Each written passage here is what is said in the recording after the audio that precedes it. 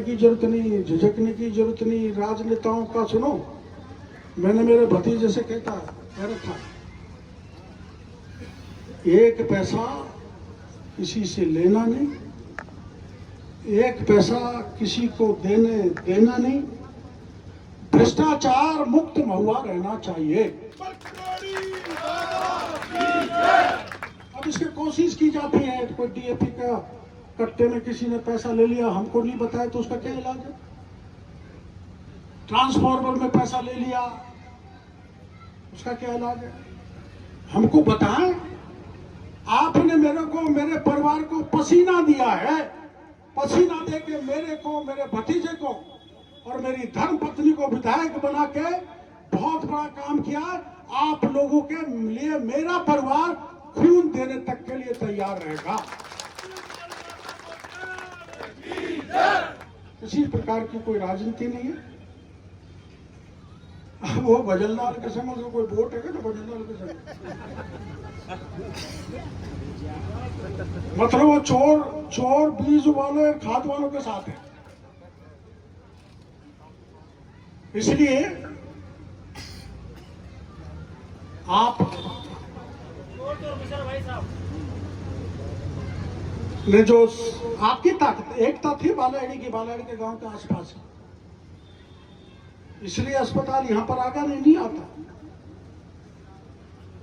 क्योंकि हमको भी लगा अगर अस्पताल जनता की इच्छा के हिसाब से नहीं बना तो हमारा एमएलए मंत्री बनना बेकार है।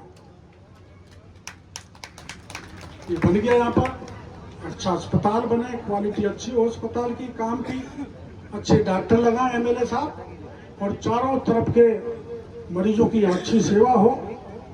मैं पूरे आसपास के गांव के भाइयों को कहना चाहता हूं कि हम विकास में कोई कसर नहीं। आपको ध्यान होगा 2011 में हम 50,000 लोगों को लेके जयपुर में घुसे थे, जब गहलोत साहब मुख्यमंत्री थे, लेकिन मामला बना नहीं। और जब हमारी डबल इंजन की सरकार आई, राजस्थान में भजनलाल जी मुख्यमंत्री बने, वहां मोदी जी थे,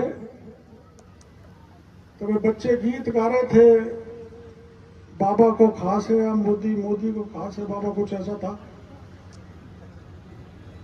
तो उस खासियत का लाभ उठाकर चंबल के इस पानी का 13 जिलों में जाने के लिए 67,000 करोड़ रुपए स्वीकृत करा। हम आपका विकास करेंगे, किसी से भेदभाव नहीं करेंगे।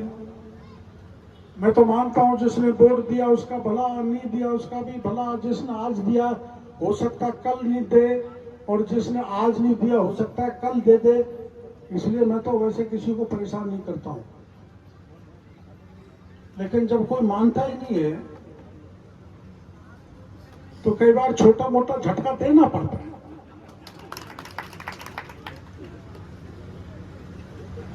ये मेरी राजनीतिक दृष्टि से जन्मभूमि है महुआ। अगर महुआ नहीं होता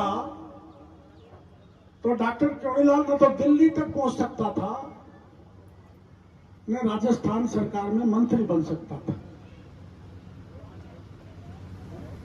पर आप लोगों ने लोकसभा के चुनाव में गड़बड़ कर दी।